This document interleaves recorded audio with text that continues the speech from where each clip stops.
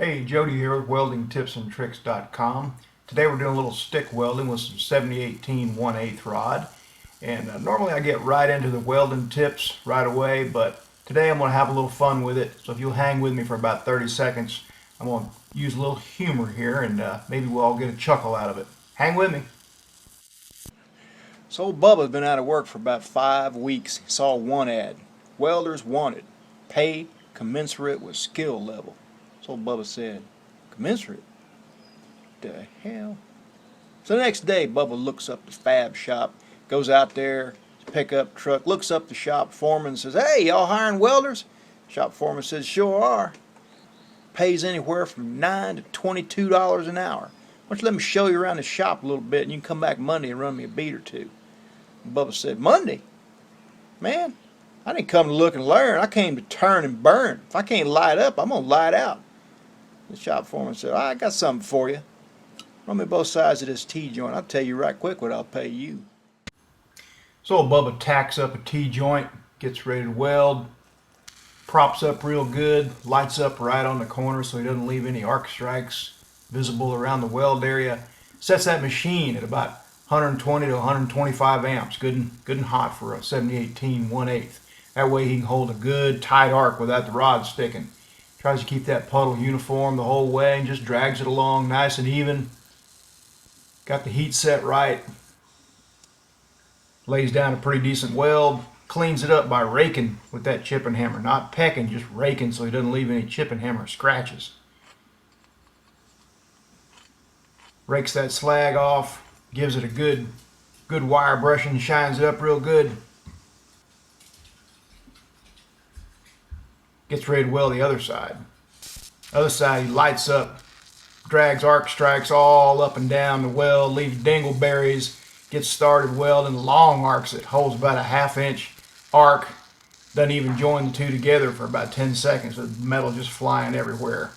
Undercutting bottom and top, slag inclusions, not uniform. Too long an arc. Finally gets in there, holds a tighter arc. Gets a puddle going a little bit, then pulls the arc length long and just does that for the whole length of the joint. Looks like Fido's butt. Then takes that chip and hammer and just whacks and pecks. Puts a bunch of divots all up and down, top and bottom, banging on that slag. Put little woodpecker marks all up and down that thing.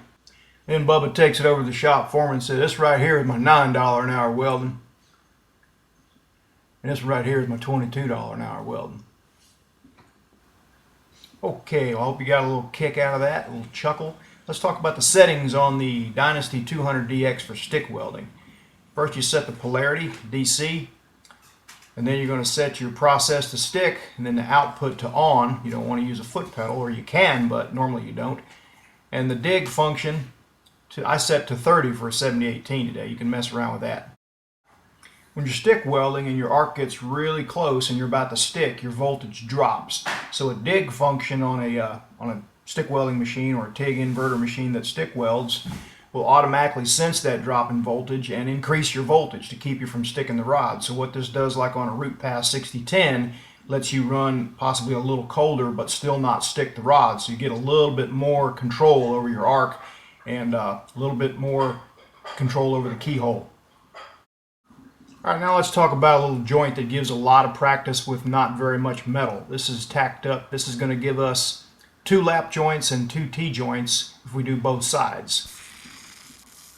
So for welding schools that have a budget, you definitely want to do both sides of everything and get every bit out of the metal that you possibly can. So first we'll run the lap joints here.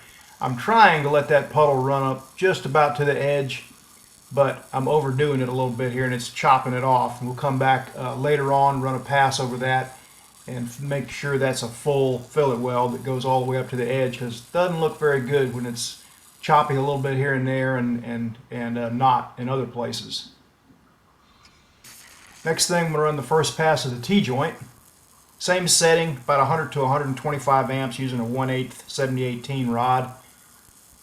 And if you set it hot enough, you should be able to hold a really tight arc and not stick. And that's pretty much my advice for setting for stick rods, is set it hot enough so that you can hold a tight arc and it won't stick, and then hold a tight arc. and that's pretty good advice there. Now you'd like to be able to go left to right and right to left, so don't get stuck in practicing only in welding one direction, because there will be times when you have to weld from right to left or left to right just because there's stuff in the way. So now's the time to practice when the joint's on the bench, and you won't get thrown a curve in the field when you have to do one or the other, but you're used to the other one. You don't really have to use any kind of oscillation or motion, although invariably I usually do some kind of little tiny circles or something just to play tricks with my mind, but you can just drag this rod. It's really what it's intended for, but if you shake a little bit or just move a little bit, it won't hurt anything. Now that second pass on the T-joint, you want to overlap that first pass by about 2/3. You don't want to just overlap it halfway. That'll mess you up on getting an even fillet. And a start, a restart, you light up a little bit ahead and then back into the weld and then weld back over your arc strikes and everything. That's a good practice.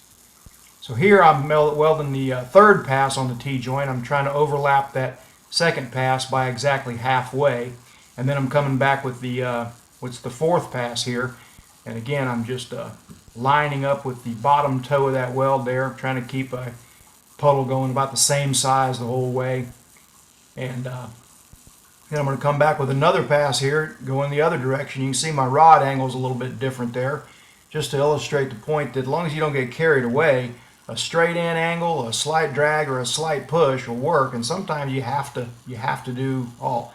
I'm leaving just a little bit at the top there, just like I did on that second pass, so I'll come back with the third pass and tie everything in and make a decent, nice, even fillet. You see the top, I've got a total of 1, 2, 3, 4, 5, 6 passes on there, and that bottom still looks a little choppy there, where I kind of undercut the top a little bit, so I'm going to come across that now with another pass with the 70-18 and just kind of even that up. You can do this in 1 or 2 passes. Today I chose to just do 1 pass with a little bit of oscillation, and it seemed to work out pretty well. I'm watching the top of that bead there, watching it very closely, making sure it fills in. I'm not going to leave any undercut, and I've got it set hot enough that it's not cold lapping on the bottom toe of that weld. And I'm moving fast enough to not, make a really huge weld, because it's almost full already. So that worked out pretty well. Slag peeled right off like it should when you got your machine set right. And that's the joint. Both sides, you got a total of 6 and 6 is 12, 14 beads with using just about 3 pieces of 1/4 inch flat stock there.